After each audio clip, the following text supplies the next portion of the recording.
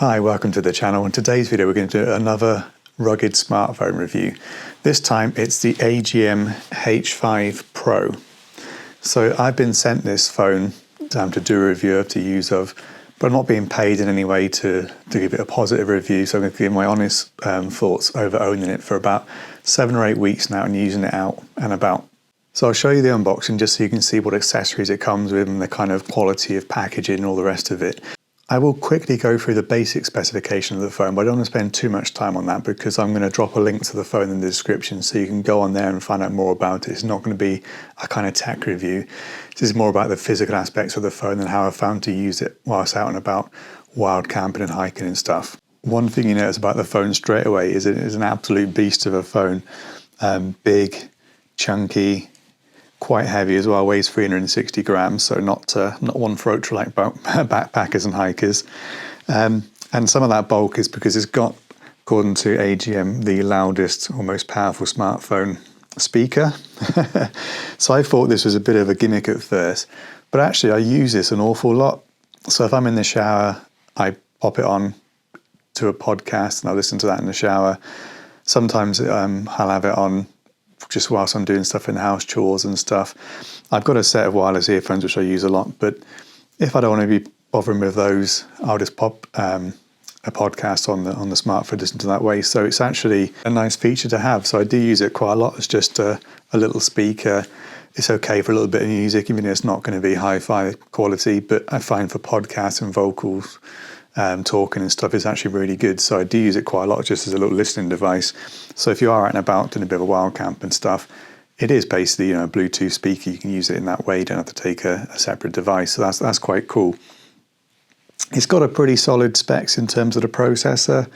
It's got a Helio G85 CPU, 8GB of RAM and 128GB of storage. So I've not had any problems with the phone at all performance-wise.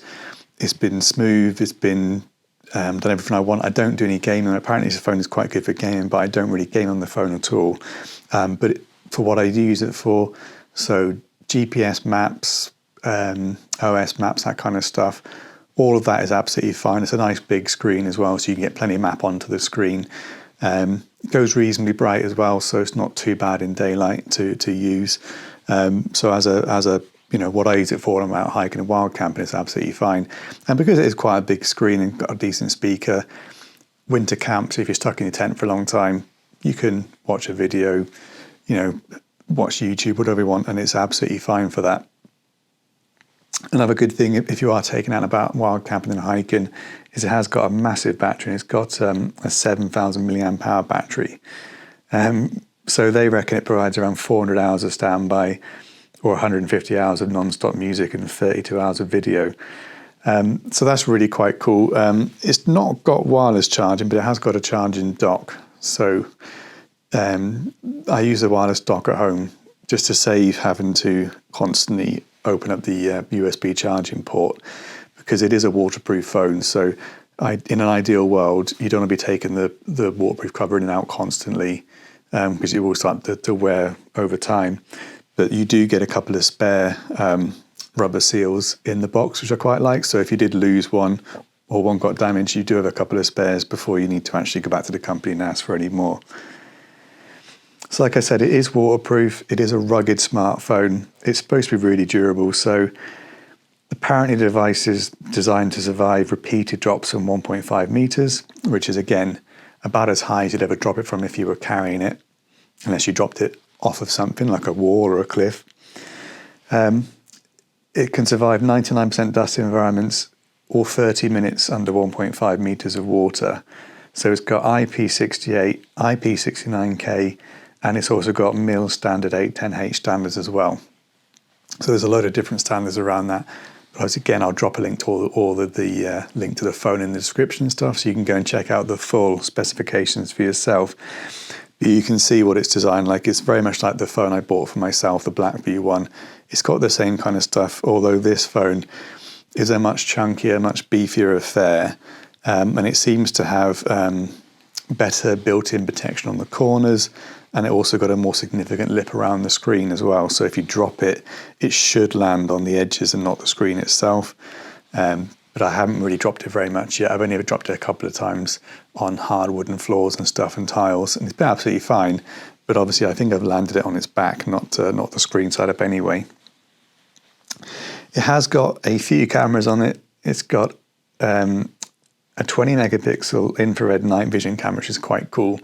So again, if you're out and about and you don't want to put any lights on, if you're doing some stealth camping, you can just use the infrared camera to see where you go, and you can take some photos as well, that kind of stuff. So that's quite a nice little feature. It's got a 48 megapixel Samsung main camera. It's got a 20 megapixel frontal camera for doing selfies and stuff, and it's got a 2 megapixel macro camera as well. So you are really well catered for. I found it absolutely fine for taking photos. I don't use my phone massively for photography because I've always normally got a camera on me. But I do like having it as a little backup and stuff, and I'll snap a few things for Instagram on there. So far I've found it absolutely fine. I've used the macro lens. That's really quite cool. And I've had no issues with the main image quality. The only downside I've got in terms of camera and video specifications is it doesn't shoot 4K. Only shoots full HD, like the 190/20. So that is a tiny bit frustrating for me, because if I was going to use it as a backup, sort of waterproof camera, then I always shoot 4K for YouTube. So I wouldn't be able to use this for YouTube unless I was to shoot in HD and then try and upscale it and stuff, which wouldn't be ideal. So if you don't need 4K, it's not going to be a problem. But for me, that's the only downside to this phone that I've found so far in terms of what the Blackview offers me, is that 4K footage. So again, I'll list the size specs as well in the description, but it is an absolute beast. I mean, I think I've got reasonably big hands, and it more than fills up my hand. It is really big. As a size comparison, I reviewed my Blackview phone a while back, and you can see it is significantly bigger and chunkier than that. So quite a different sort of design ethos, much bigger screen, a little bit heavier, different materials, sort of different approach to things. But yeah, it's a really big, chunky phone. So for some people, that's going to be off-putting, because you definitely do feel it in your pocket when you're hiking and stuff. And if you've got it in a jacket pocket and you've got a waist, you've got a hip band on your backpack and stuff, trying to find somewhere to put it is not always ideal. And you'll have to have a reasonably big hip belt pocket on your backpack to fit this phone in. So that is one disadvantage if you are using it out and about, is that it is quite a big and bulky phone. But it's got a nice screen. The screen is good. I've not had any problems with that at all. The touchscreen's really responsive. It has got a fingerprint thing as well to unlock it and stuff. That works really well, actually. I've not had any problems with that. In general, it's been a really good phone. So the only question now is, am I going to keep using this one, or am I going to go back to my Blackview? So the only thing I miss on the Blackview is I do like it being a little bit smaller, if I'm completely honest. And it's got a high resolution screen, but this has got a low resolution screen, but it's a bigger screen. So for my old eyes, maybe the bigger screen is slightly better. And the 4K footage on this phone, I do miss as a backup, but I'm not that impressed with the camera on this phone. I think I've had nicer photos on this phone so far. So it is a bit of a trade-off in both directions as to which one you go with.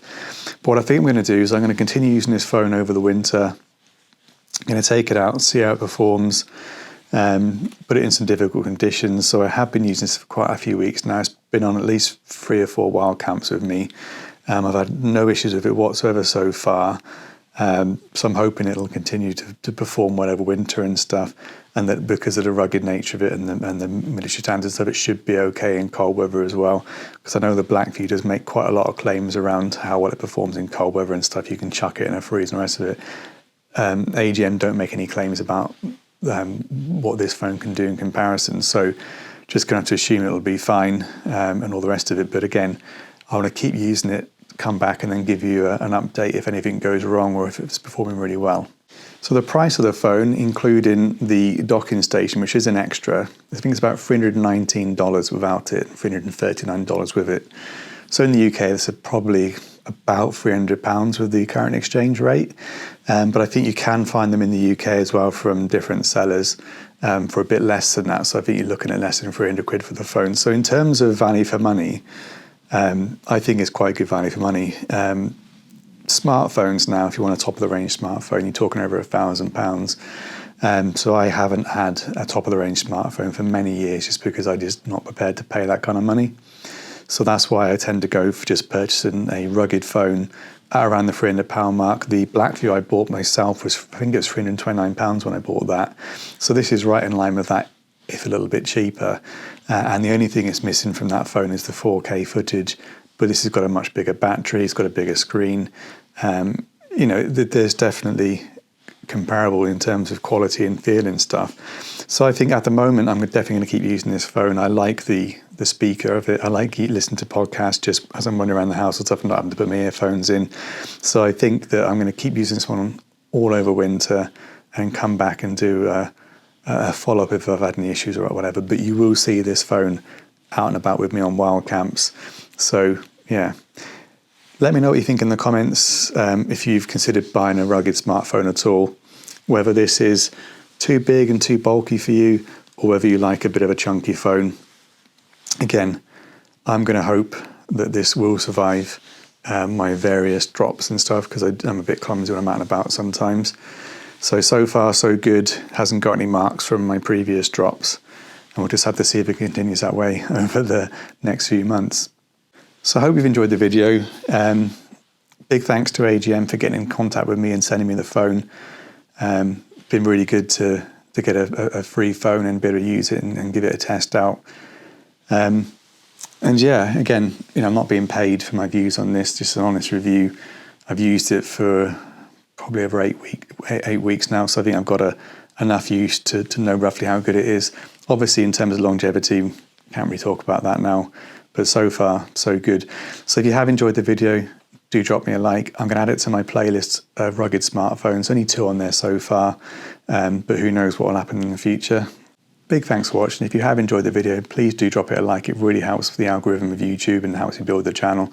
If you're new to the channel, you like budget gear, hiking gear, wild camping tents, all the rest of it, you will find loads of videos on my playlists covering all this equipment from £5 up to a couple £100 in terms of what I generally tend to spend on hiking and camping gear.